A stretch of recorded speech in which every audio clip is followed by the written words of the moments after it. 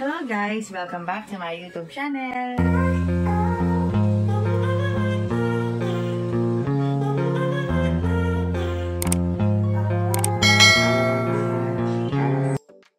Hello guys!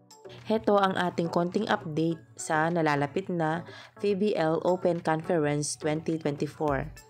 Paspasan na nga ang training ng bawat team. Kasalukuyan ngang nasa training ngayon ang Chocomucho. Kasama nila ang FEU. Ilang araw na lang, muli na naman natin silang mapapanood sa loob ng court. Pero heto talaga ang agaw eksena ni Dina Wong at ni Ivy Lacsina. Hinintay talaga ni Dina Wong na matapos ang training ni Ivy. Nagkaroon pala ng mild injury si Ivy Lacsina magmula nang nagtitraining sila. Kaya ganito na lang kung mag-alala si Dina Wong. Pero ayon naman kay Ivy Lacsina, hindi naman daw magiging sagabal ang pagkakaroon ng injury niya sa nalalapit nilang laro. Sa katunayan, na-miss niya daw ang maglaro at excited na siya, lalo na sa bago niyang team. Sa NIB, 2 weeks bago mag-PBL, kamusta naman yung preparation mo with your new team? Actually, madaming nangyayari sa akin kasi nagka-injury ako sa team. Pero, getting better na. Kasi tinututukan din ako ng next leg na mga PTs at saka yung mga SNC and syempre, ako as a player, kailangan ko din mag-extra work, humabol sa team.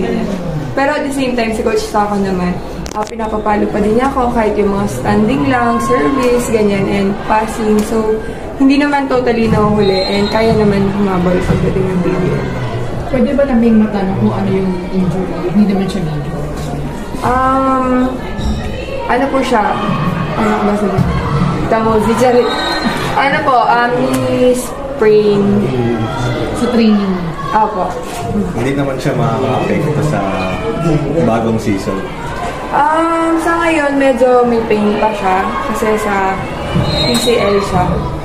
Pero, ayun, sabi naman po ng doctors, mahahabol naman siya. And hindi naman ako minamadali.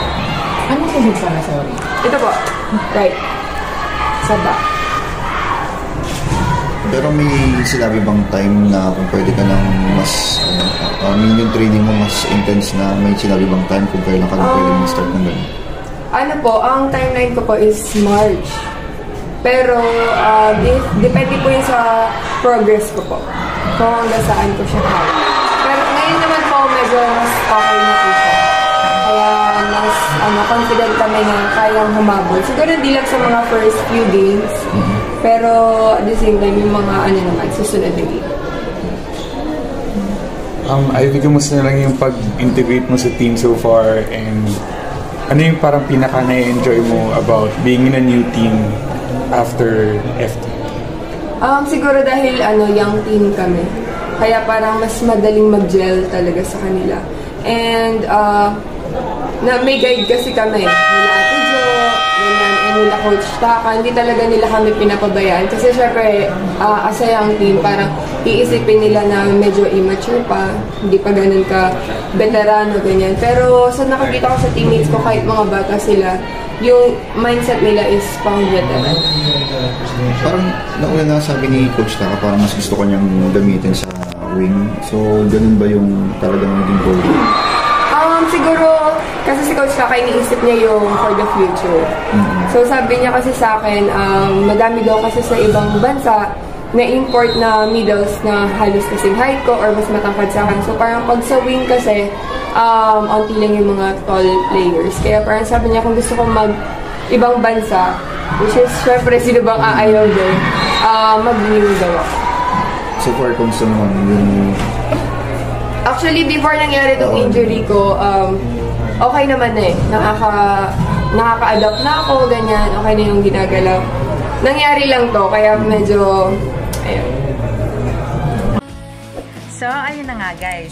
Kung nagustuhan mo ang video ito, huwag mo naman sanang kalimutang mag-like at mag-subscribe.